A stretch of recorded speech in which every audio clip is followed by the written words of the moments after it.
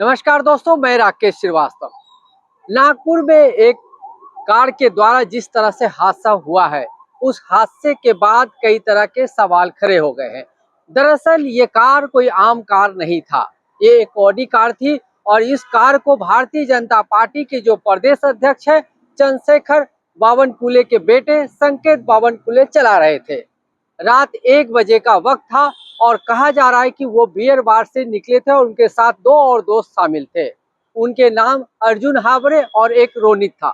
ये तीनों मिलकर कार चला रहे थे और ये कार बाद में इतनी स्पीड में थी कि अनियंत्रित होने के बाद इसने पहले एक कार को टक्कर मारी, उसके बाद एक बाइक को टक्कर मारी, उसके बाद फिर से एक कार को टक्कर मारी। इस तरह से इस घटना में 2 लोग जख्मी हुए हैं।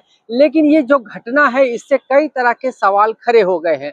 पहला सवाल ये है कि रात 1 बजे नशे में धुत होकर भारतीय जनता पार्टी के एक बड़े नेता के बेटे कार चला रहे थे।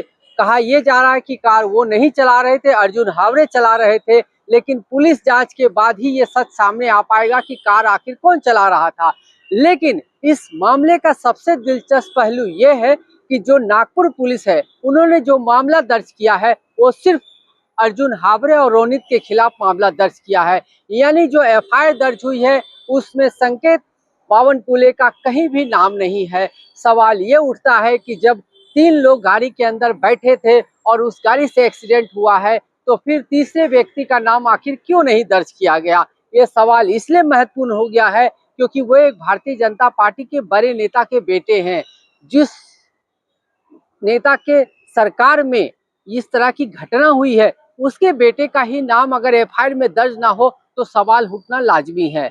वहीं दूसरी तरफ पुलिस इससे पहले तो यहाँ तक कह रही थी कि जो संकेत है वो गाड़ी में था ही नहीं, लेकिन जब मीडिया का दबाव बना और फुटेज सामने आए तब उन्हें यह स्वीकार करना पड़ा कि संकेत बावनकुले इस गाड़ी में मौजूद थे। अब दूसरी तरफ चलते हैं। इस मामले में संजय राउत जो शिवसेना के नेता है, उन्होंने बड़ा बयान दिया है। उन्होंने कहा है कि देवेंद्र फडणवीस जो राज्य के गृह मंत्री है, उनसे राज्य की व्यवस्था संभल नहीं रही है, इसलिए बार बार इस तरह के मामले आते हैं। और उन्होंने यहाँ तक दावा कर दिया है कि इस मामले में भी कोई कार्रवाई नहीं होगी, इसी तरह से ये मामला धीरे धीरे खत्म हो जाएगा। अब हम आपको बताते हैं कि पिछले 2 महीने में महाराष्ट्र में 3 ऐसी बड़ी दुर्घटनाएं हुई है जो सिर्फ भारतीय जनता पार्टी के नेता के ही बेटे शामिल नहीं है, बल्कि राष्ट्रवादी कांग्रेस अजित पवार गुट के और दूसरी तरफ एकनाथ शिंदे के गुट के नेता के बेटे को भी शामिल होने का मामला सामने आ चुका है। लेकिन तमाम मामलों में जो कार्रवाई है वो बेहद ठंडी नजर आती है।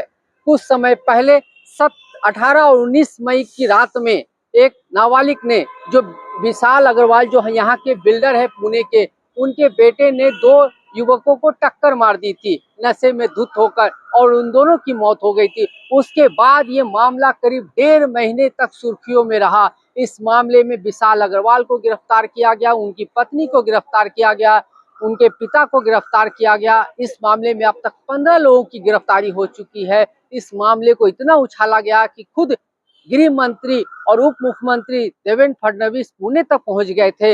लेकिन इसके बाद जो मामले सामने आए उस पर कहीं भी एक्शन होता नजर नहीं आता है। इससे पहले जो एक घटना हुई थी जून महीने में, जून 23 तारीख को एक घटना हुई थी जब दिलीप मोहिते पाटिल जो राष्ट्रवादी कांग्रेस अजित पवार गुट के नेता है, उनके भतीजे मयूर पाटिल ने 2 बाइक को टक्कर मारी थी। उसमें एक 19 साल के युवक की मौत हो गई थी और उसके बाद वो फरार तो नहीं हुआ था, पुलिस ने गिरफ्तार भी किया, उसके बाद उसे जेल भेज दिया गया। लेकिन ये मामला भी बाद में ठंडा पड़ गया। इसके बाद अभी हाल ही में 7 जुलाई की रात में एक बांद्रा में एक एक्सीडेंट हुआ था। इस एक्सीडेंट में जो एकनाथ शिंदे गुट है, उनके नेता राजेश शाह के बेटे मिहिर शाह की संलिप्तता पाई गई थी। वो BMW कार से नशे में धुत होकर गाड़ी चला रहे थे और उन्होंने एक दंपति को टक्कर मार दी थी जो स्कूटी में सवार थे। इसमें एक महिला की मौत हो गई थी। बाद में मिहिर शाह को गिरफ्तार तो किया गया, लेकिन इस मामले में भी किसी तरह की बड़ी कार्रवाई या हो हंगामा नहीं हुआ। तो सवाल ये उठता है कि जब आम आदमी का मामला आता है या आम आदमी के परिवार का कोई व्यक्ति इस तरह के मामले में पाया जाता है तो उसे मीडिया सुर्खियों में लेती है। उस पे तमाम तरह के बयानबाजी आते हैं। लेकिन जब भारतीय जनता पार्टी या दूसरे दलों के किसी नेता के बेटे इस तरह के संलिप्तता में पाए जाते हैं तो मामले को दबाने की कोशिश की जाती है। यहाँ तक कि एफआईआर में नाम तक दर्ज नहीं किया जाता है। अब सबसे बड़ा सवाल यह है कि जो दो लड़के हैं जिन पर एफआईआर दर्ज किया गया है उनके ब्लड सैंपल भी जांच के लिए भेजे गए हैं, लेकिन संकेत बावनकुले का ब्लड सैंपल नहीं भेजा गया जांच के लिए। अगर वो नशे में होता तो अगर वो नशे में उस रात था, अगर उसका ब्लड सैंपल भेजा जाता तो सच्चाई सामने आती। जब ब्लड सैंपल ही नहीं भेजा गया तो क्या सच्चाई सामने आएगी। सवाल उठ रहा है कि क्या महाराष्ट्र में अलग अलग लोगों के लिए अलग अलग कानून है और इस तरह के जो मामले सामने आ रहे हैं, लगातार राजनेताओं के बेटे नशे में धुत होकर सड़कों पे उत्पात मचा रहे हैं, गाड़ियां चला के लोगों की जिंदगी के साथ खेल रहे हैं, उसके बावजूद ऐसा लगता है कि सत्ता पक्ष को अपने नेताओं को बचाने की ज्यादा फिक्र है, आम लोगों की कम फिक्र नजर आ रही है। आज के लिए बस इतना ही। नमस्कार।